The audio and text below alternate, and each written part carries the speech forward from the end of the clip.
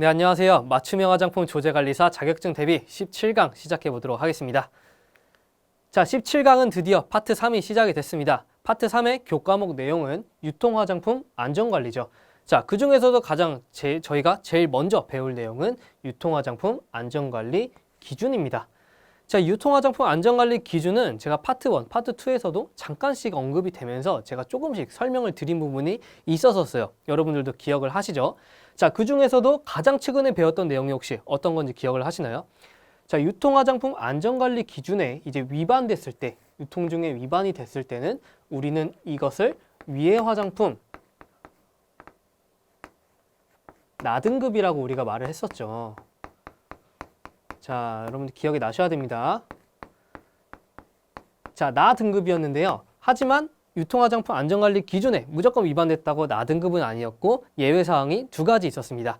자, 그것은 제가 밑에서 조금 더 한 번 더 설명을 드리도록 할 거고요. 여러분들은 일단 이 필기부터 이 챕터 1에서 위반이 됐을 때, 유통이 됐을 때는 위해 화장품 나등급에 해당한다. 이거 먼저 적고 시작을 해보도록 할게요. 자, 그래서 가장 먼저 배울 내용은요. 이 부분도 앞부분에서 나왔던 내용입니다. 우리 화장품에 사용할 수 없는 원료, 금지 원료를 배울 때 제가 이런 특정 원료들은 화장품에 사용을 할 수 없지만 이제 화학 공정 과정에서 이제 제조 공정 과정에서 화학 반응으로 비의도적으로 생성이 될 수도 있다고 했어요. 그랬을 때 어느 정도 검출 허용 한도를 인정해 주겠다라고 했었죠. 자, 어떤 내용인지 이제부터는 좀 자세히 보도록 합시다. 자, 화장품을 제조하면서 각 호의 물질을 인위적으로는 첨가를 안 했으나 자, 제조 또는 보관 과정 중 포장재로부터 이행되는 등 비의도적으로 자, 유래된 사실이 객관적인 자료로 확인이 되고 기술적으로 완전히 제거가 불가능한 경우에 검출 허용 한도를 정해주겠다라고 했습니다. 자, 지금부터 여러분들 배우시는 내용이랑 오늘 이 수업에서 배우는 내용은 굉장히 중요하고 시험에 무조건 나오는 내용입니다. 그렇기 때문에 여러분들은 누가 물어보면 이 수치가 딱 나오듯이 여러분들 확실하게 암기를 해주셔야 되는 부분이고요. 자, 이제부터 하나씩 살펴보도록 할게요. 자, 첫 번째로는 납입니다. 자, 납 같은 경우에는 이제 두 가지로 쪼개졌었는데요. 분말 제품 같은 경우에는 50 마이크로그램 퍼 그램 이하, 그리고 그 밖의 제품은 20 마이크로그램 퍼 그램 이하가 검출 허용 한도 기준인 거죠. 자, 여러분들도 이렇게 쪼개서 같이 외워주셔야 되고요. 자, 두 번째로는 니켈입니다. 니켈도 마찬가지로 쪼개져 있는데요. 이제 눈 화장용 제품에는 35 마이크로그램 퍼 그램 이하, 색조 화장용에는 30 이하고요. 자, 그리고 그 밖의 제품은 10 마이크로그램 퍼 이하인 거죠. 자, 비소는 쪼개져 있지 않고 하나로 통일이 되어 있는데요. 10 마이크로그램 퍼 그램 이하가 기준입니다. 자, 이어서 밑에 보도록 할게요.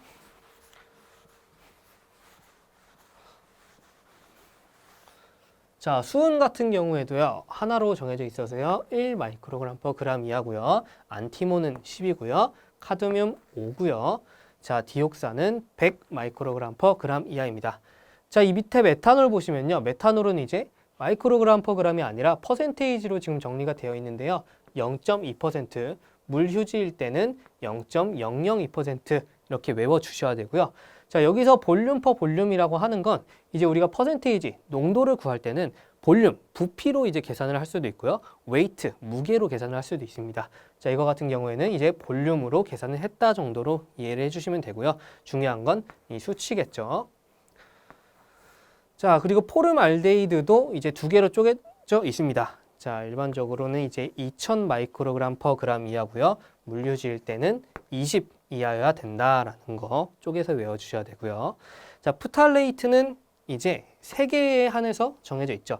디부틸 프탈레이트, 부틸 벤질 프탈레이트, 그리고 디에틸엑실 프탈레이트에 한해서 총합이에요. 총합이 100 마이크로그램 퍼 그램 이하여야 된다.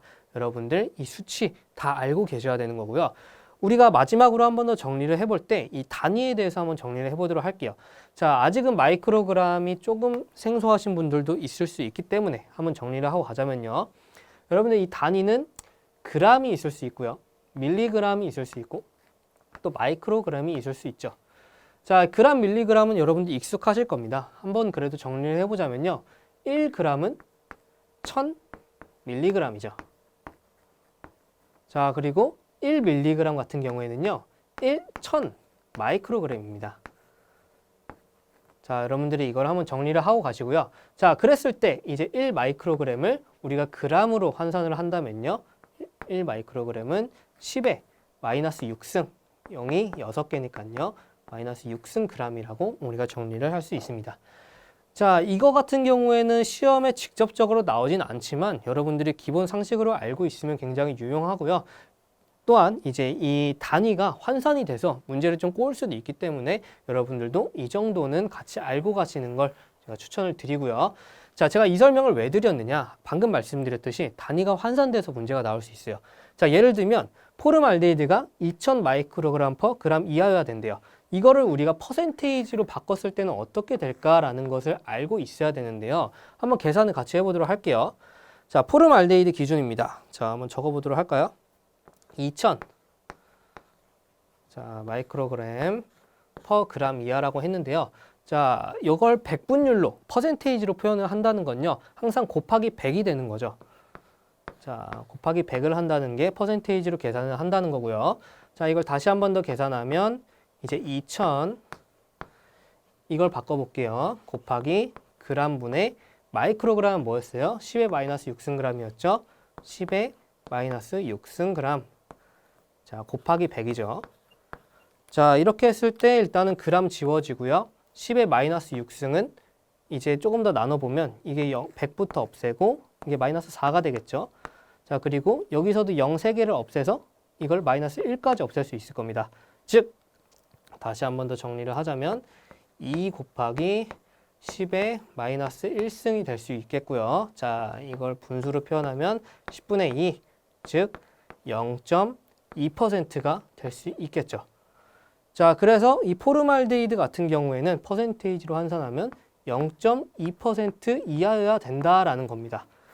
자, 여러분들이 이렇게 환산을 할 수 있으셔도 되지만 시험에 너무 시간이 없다. 나는 처음부터 바로 외워버리고 가겠다. 그렇게 하셔도 무방합니다. 자, 외우시려면 어떻게 외우셔야 좀 더 편하냐? 자, 이걸 기준으로 해서요. 자, 0.1%는요. 1000 마이크로그램 퍼 그램이다. 이렇게 외우시면 여러분들이 계산을 하실 때 좀 편하겠죠. 자, 한번 봐보도록 할게요. 2000은 일단 0.2%였죠. 자, 물휴지일 때 해볼까요? 20은 이제 2000보다 100배가 차이 나요. 그렇기 때문에 0이 2개 더 붙어야 되죠. 자, 이걸 기준으로 본다면 0.002% 이하가 될 거예요. 자, 하나만 더 해볼까요? 디옥산을 가지고 한번 해보면요. 디옥산은 100 마이크로그램 퍼 그램 이하래요. 자, 이거를 가지고 해보자면 이제 1000일 때 0.1이었으니까요. 100일 때는 0.01일 거예요. 자, 0.01% 이하여야 된다. 이렇게 퍼센테이지로까지 우리가 환산할 수 있게 이것까지 같이 챙기고 가보도록 할게요.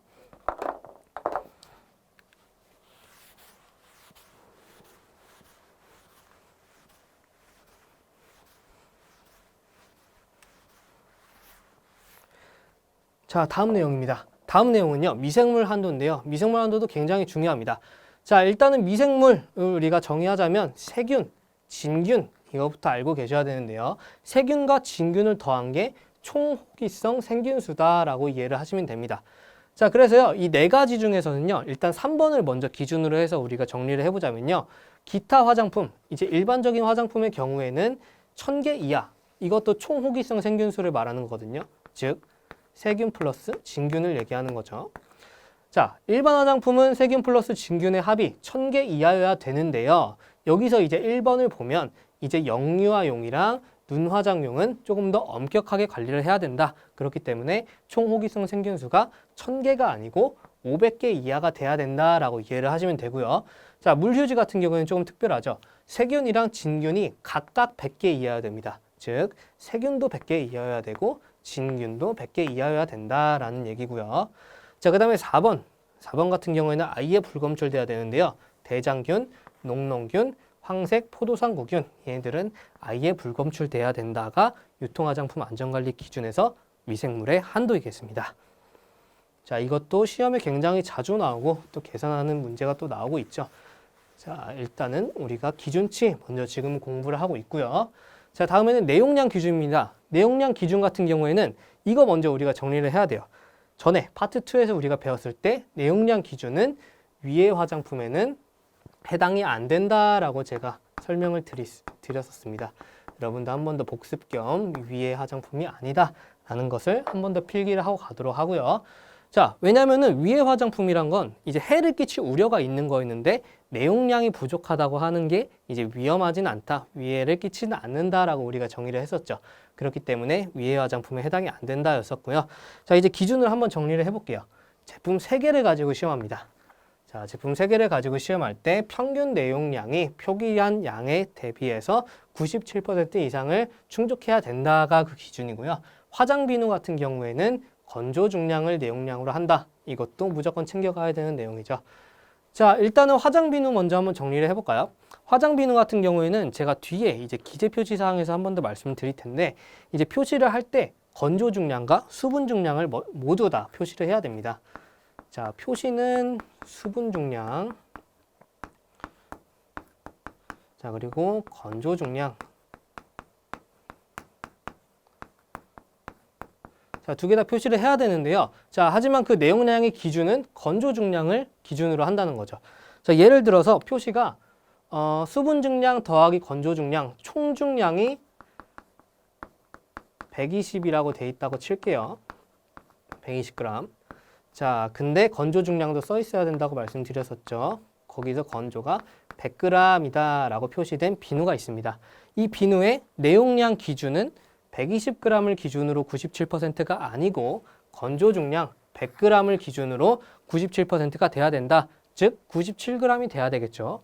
자, 이런 것도 시험에 잘 나오고 있으니까요. 화장 비누까지 모두 체크해서 가져가셔야 되는 거고요. 자, 1번을 기준으로 이제 기준점을 잡았는데 만약에 충족을 못했어요. 1번의 기준치를 벗어났을 경우에는요. 6개를 한 번 더 임의로 더 취해서요. 총 9개를 가지고 평균 내용량을 한 번 더 계산합니다. 그랬을 때 이 1호의 기준치 97%가 되는지 한 번 더 검사를 하도록 실시가 되어 있고요.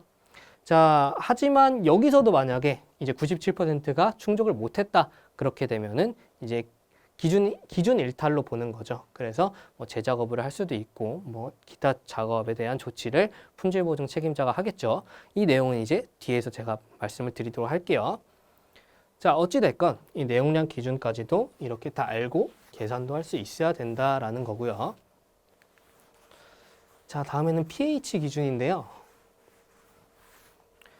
pH 기준 같은 경우에는 내용이 굉장히 길어 보입니다. 하지만 이것은 우리가 밑에서부터 한번 읽으면은 조금 쉽게 당연하게 이해를 조금 더 할 수 있는데요. 자, 노란색 글씨 친 거부터 한번 볼게요. 액상 제품은 pH 기준이 3에서 9 사이에 있어야 된다가 일단 기준이고요. 자, 예외 사항으로 물을 포함하지 않는 제품. 자, 그리고 사용한 후에 물로 씻어내는 제품은 자, 이 pH 범위에서 제외할 수 있다라고, 제외한다라고 지금 정의가 돼 있어요. 자, 이 기준을 가지고 우리가 위해를 한번 이해를 해봅시다. 자, 일단은 이 기준에 해당돼야 되는 건 영유아용 제품류인데요. 영유아용 샴푸, 영유아용 린스, 인체 세정용, 목욕용은 제외한다고 합니다. 자, 왜냐하면 물로 씻어내는 거기 때문에 이렇게 제외를 한다는 거죠.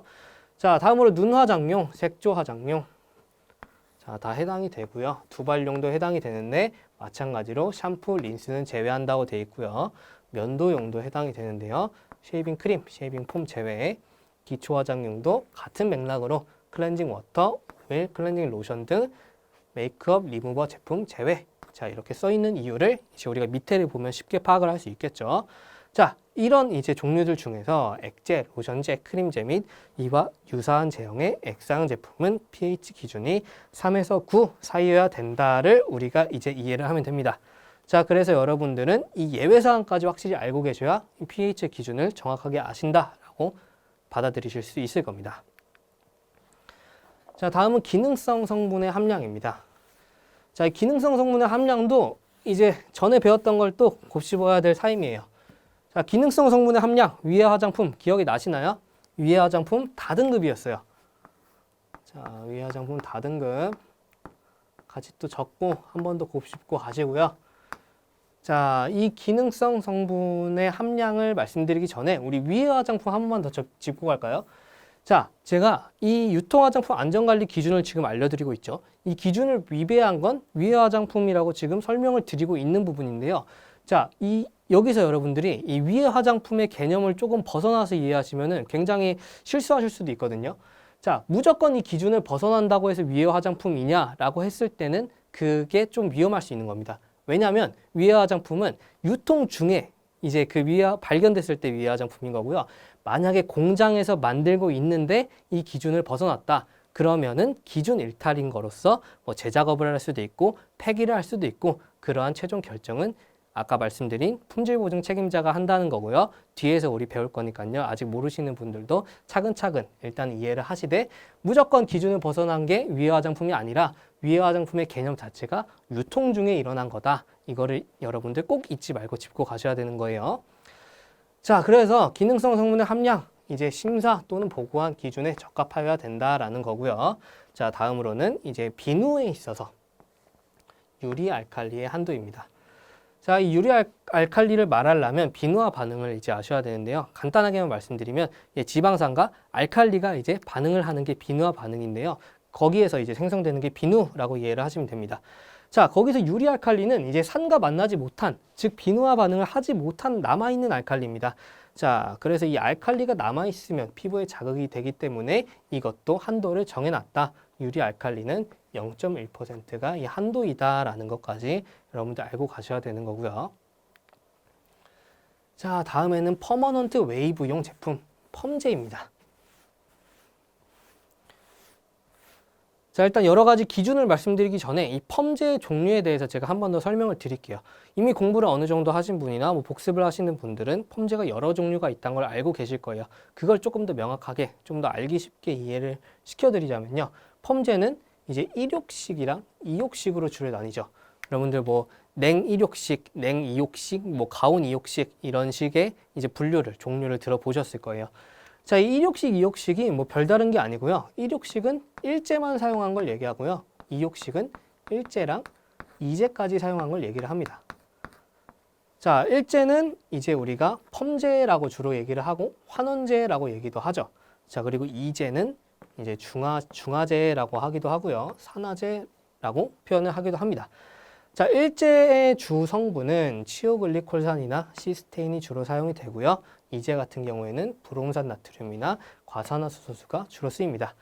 자, 이 퍼머넌트의 원리는 제가 이제 뒤에 시간에서 좀 자세하게 알려드릴 건데요. 일단은 환원제로 이 시스테인 결합을 끊고 이제 중화제, 산화제로 다시 한 번 더 모발을 산화시키는 개념인데요. 어찌됐건 여기서는 종류 먼저 1욕식은 일제만 쓰인 거다. 2욕식은 일제와 이제가 두 개 다 쓰인 거다라고 이해를 하시면 되고요. 자, 여기서 이제 앞에 붙는 냉온, 가온, 발열식으로 또 구분이 되는 건요. 말 그대로 냉온은 좀 낮은 온도, 그렇다고 해서 되게 차가운 이제 그런 개념의 냉온은 아니고요. 실온 정도의 온도에서 하는 걸 냉온이라고 하고요. 가온 같은 경우에는 여러분들 미용실에서 이미 펌어를 하실 때 뭐 열풍기 같은 걸로 되게 열을 가해 주잖아요. 그런 방식이 바로 가온이다라고 이해를 하시면 됩니다. 자, 그리고 발열식 같은 경우에는요. 이제 일제가 또 두 개로 쪼개져 있어요. 그래가지고 이 두 개를 섞으면 이제 최종적인 일제가 되는데 그럴 때 화학 반응에 의해서 열이 발생하는 구조인 거죠. 그래서 우리가 발열식이다라고 표현을 하는 거고요. 자, 그래서 이렇게 종류가 여러 가지가 있는데요. 이제는 기준을 한 번 더 보도록 하도록 할게요. 자, 첫 번째로 펌제의 기준입니다. 일제. 자, 아직은 이제 아니에요. 자, 일제의 기준에서 공통사항으로는 중금속 한도가 있습니다. 자, 이제 전체적으로 20 마이크로그램 퍼 그램 이하여야 되고요. 자, 비소는 5, 철은 2 마이크로그램 퍼 그램 이하. 여러분들 수치 알고 가셔야겠죠. 자, 이렇게 공통사항이 있고요. 다음으로는 개별사항이 또 있습니다. 자, 개별사항은 이제 pH 기준에 관한 건데요. 이 부분은 여러분이 정확하게 pH 기준을 뭐 소수점까지 외우실 필요까지는 없지만 이제 4에서 9 정도가 이제 pH 기준의 일반적인 기준이다, 수치다라고 외워주시고요. 다만 이 몇 가지 이제 높은 수치로 좀 예외적인 경우가 있습니다. 이것만 우리가 좀 체크하고 넘어가면 될 것 같아요. 자, 일단 분류를 볼까요? 자, 처음에는 냉 2욕식이에요. 자, 냉 2욕식도 여러 가지로 또 종류가 나눠질 수 있습니다. 자, 주성분이 치오글라이콜릭 액시드냐? 자, 혹은 시스테인이냐에 따라서 나눠질 수도 있고요. 이 용도가 퍼머넌트 웨이브용이냐, 헤어 스트레이트너용이냐라고 또 나눠서 외울 수가 있죠. 자, 그래서 이 전체적인 pH의 기준은 4에서 5 정도, 4.5에서 9.6, 4.5에서 9.6인데 이 시스테인 같은 경우에는 8에서 9.5다라는 거 정도 예외적으로 우리가 체크하고 넘어가고요. 자, 다음으로는 가온 이옥식입니다. 이것도요, pH 기준을 좀 전체적으로 보도록 할게요. 이것도 여러 개로 쪼개졌었죠. 치오글라이콜릭 엑시드냐, 시스테인이냐, 또 퍼머넌트용이냐, 헤어 스트레이트너용이냐 해서 4가지로 나눠질 수 있는데요. pH 기준이 대부분 또 4에서 9.5 정도 사이에 있다. 이 정도로 우리가 이해하고 넘어가고요. 자, 발열 이옥식. 발열 이옥식은 제가 일제를 섞어서 만든다고 했었죠. 그래서 최종 혼합물일 때 4.5에서 9.4 이것도 비슷한 부분에 있고요. 냉 이륙식은 이제 한 가지인데 치오글라이콜릭 엑시드일 때 퍼머넌트 웨이브용 제품으로서 이제 9.4에서 9.6 조금 예외적인 경우로 높은 알칼리 수치가 pH 기준이다. 이 정도로 여러분들이 이해를 하시면 되겠습니다. 자, 이래서 오늘은 이제 유통화장품 안전관리 기준에서 그 기준치, 수치에 대해서 여러분들이 지금 배워봤는데요. 실질적으로 더 중요한 건 이 수치에 맞느냐, 충족하느냐에 대해서 시험을 해보는, 계산을 해보는 방법을 여러분들이 무조건 아셔야 됩니다. 자, 이 부분 같은 경우는 제가 심화 수업에서 별도로 한 번 더 알려드리도록 하고요. 지금은 큰 틀을 알아가는 과정이니까요. 이 기준치, 수치에 대해서 꼭 여러분들 숙지하고 넘어가는 걸로 이해를 하시면 되겠습니다. 자, 다음에 이제를 하고 넘어가야죠. 자, 이제는 이제 브롬산 나트륨이랑 과산화수소수 크게 2가지로 나뉜다고 제가 설명을 드렸어요. 자, 이거 같은 경우에는 그 수치가 명확하게 좀 구분이 되니까요. 우리가 파악하고 넘어가도록 합시다. 자, 브롬산 나트륨은 전체적으로 수치가 좀 높은 편이고요. 과산화수소수는 전체적으로 수치가 조금 낮은 편입니다. 자, 일단 중금속 한도는 같습니다. 20 마이크로그램 퍼 그램. 이제 과산화수소도 20 이하로 똑같고요. 자, pH가 이제 브롬산 나트륨이 4에서 10.5, 과산화수소가 2.5에서 4.5 이렇게 이해를 하고 넘어가 주시고요. 산화력이라고 하는 건 산화가 되는 세기, 힘이라고 이해를 하시면 되는데요. 자, 브롬산 나트륨은 산화력이 3.5 이상이 돼야 되고요. 자, 과산화수소 같은 경우에는 산화력이 0.8에서 3.0 사이다. 이렇게 구분이 되어 있다 정도 우리가 파악을 하고 넘어가 보도록 합시다.